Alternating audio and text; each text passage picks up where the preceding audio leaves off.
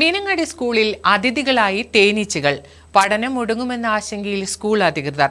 Practical പരീക്ഷകൾ ആരംഭിക്കാനിരിക്കുന്ന സാഹചര്യത്തിൽ വലിയ തേനീച്ചകൾ കൂട്ടമായെത്തി കൂടുകൂട്ടിയതോടെ IT പ്രാക്ടിക്കൽ പരീക്ഷയും പ്രതിസന്ധിയിലായിരിക്കുകയാണ്. Meenangadi government higher secondary school പുതിയ ബ്ലോക്കിൽ ഇന്നലെയാണ് തേനീച്ചകൾ കൂടുകൂട്ടി തുടങ്ങിയത്.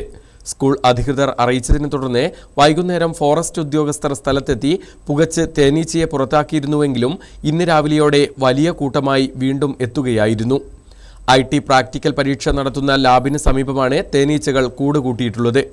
കൂടിന് സമീപത്തെ ക്ലാസുകളിലെ കുട്ടികളെ മുഴുവൻ മറ്റു ക്ലാസുകളിലേക്ക് മാറ്റിയാണ് അധികൃതർ ക്ലാസ് നടത്തുന്നത്. സ്കൂളിൽ IT പരീക്ഷകൾ ആരംഭിക്കാനിരിക്കെ തേനീച്ചകളുടെ വരവ് പരീക്ഷാ നടത്തിപ്പും ആശങ്കയിലാക്കിയിരിക്കുകയാണ്.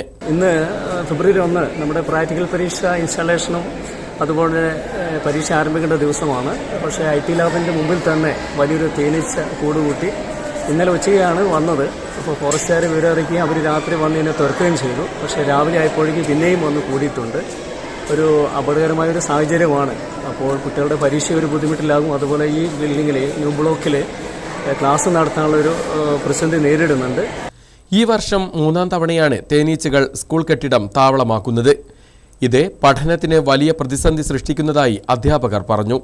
ശാശ്വതമായി തേനീച്ച ശല്യം ഒഴിവാക്കുന്നതിനായി മേൽക്കൂര ഷീറ്റ് മേഞ്ഞ് തേനീച്ചകളുടെ വരവിനെ ശാശ്വതമായി പ്രതിരോധിക്കണമെന്നാണ് ആവശ്യമുയരുന്നത്.